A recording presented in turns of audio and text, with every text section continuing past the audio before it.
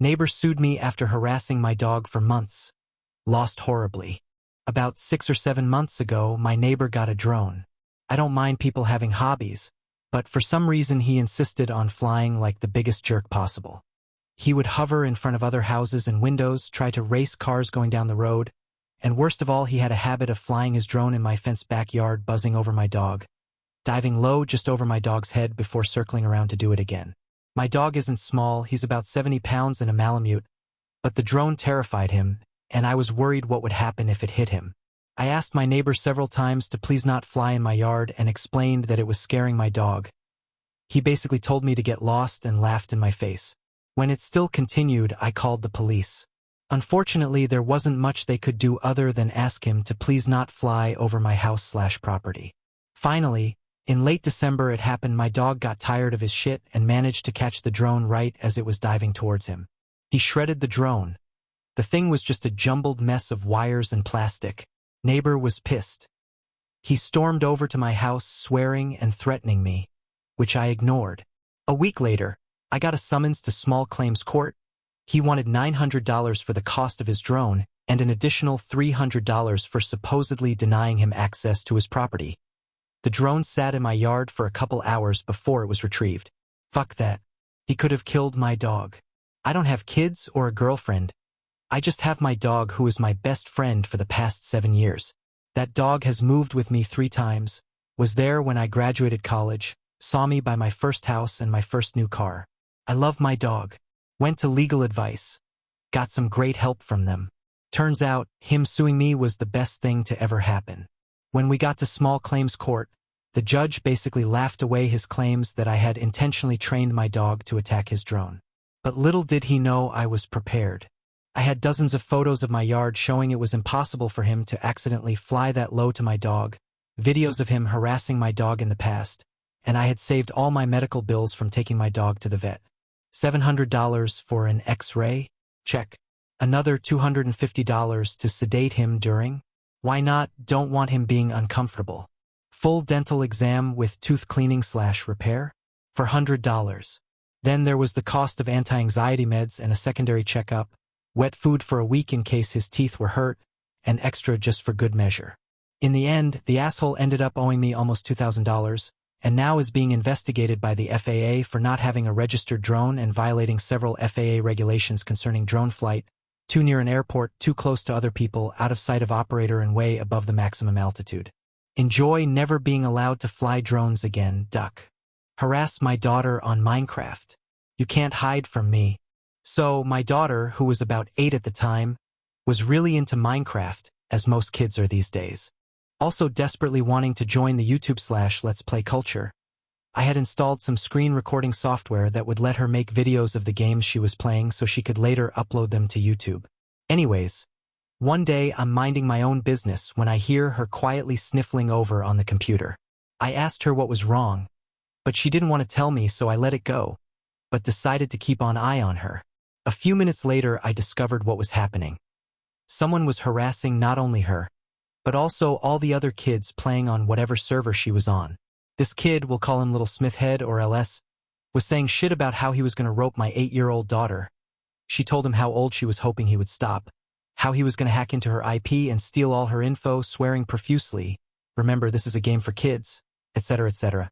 By this time I had gotten my fiancé involved, and she was also obviously quite upset at what a little shit this kid was being. We realized that our daughter had been recording the entire incident, and a plan began to form. I started by Googling LS username. There were several hits immediately, the most interesting of which involved a page where he was publicly applying to be a mod for a server on Minecraft. I was able to learn a lot about this little puss. He claimed to be 15, likes hockey, used to live in Toronto but now lives in Florida. But the bombshell was easily his Skype contact info. It was literally first name dot last name. I know your name now, you little Smith. So I head over to Facebook and search for the name. Nothing. On a hunch, I searched for just the last name, while narrowing my results to only the state of Florida. Several dozen hits. So I have to start combing through each one until I find what I was looking for. A middle-aged man with the same last name, whose profile indicates he was born in Toronto and now lives in Florida.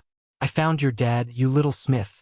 So I sent him a message on Facebook, asking if he had a son named First Name who goes by his username on Minecraft. Dad confirmed I had the right guy. So my wife begins telling the dad everything that LS was saying to my daughter, and we sent him the recorded video as proof. Radio silence for a few days. Then we got the message back.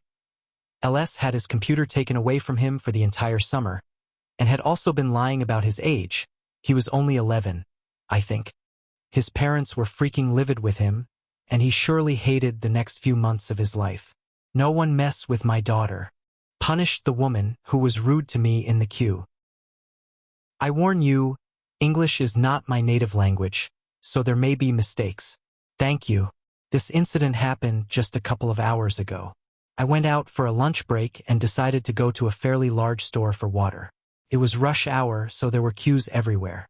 While I was in line, there was a woman in front of me who constantly wanted to find a shorter queue to get through faster. She fidgeted, ran out of line, and immediately returned to her seat, constantly looking back and elbowing me. At one point, I got tired of it and politely told her that I would no longer let her into the place if she left at least once more. In response, I received an angry shout in the spirit of Karen. Your turn has not come yet, so don't waste my time and shut up. Not the best way to end a dialogue, is it?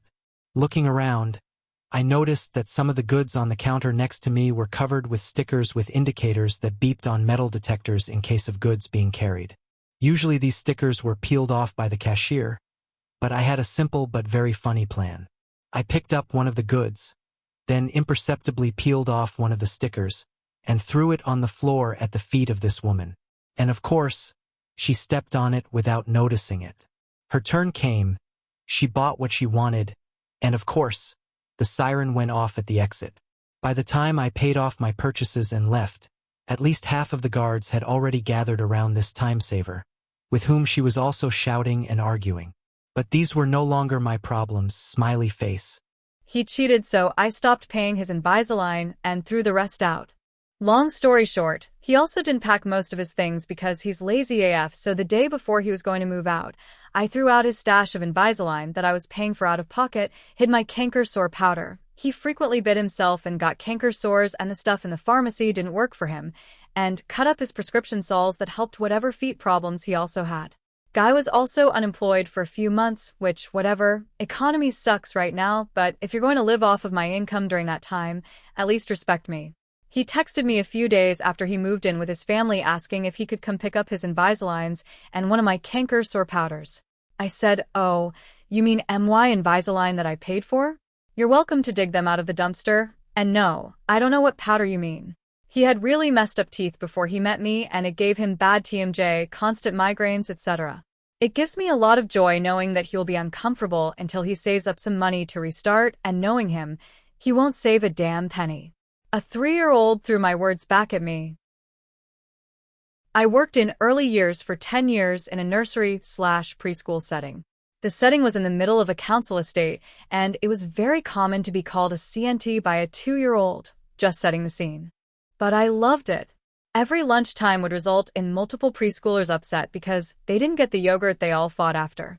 The large multi-pack of yogurts had different animals on it, and they all wanted the one with the hippo on a skateboard.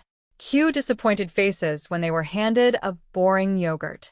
So, to avoid this Groundhog Day sadness, we turned it into a game. We put all the yogurts in a covered box, and they would reach their hands in and lucky dip it. Still some disappointment, but the fun of it really changed the lunchtime atmosphere. I had one little lad try his luck and ask to dip again, or have me swap it out. I replied, sorry honey, you get what you're given, and that's the rules. Maybe next time.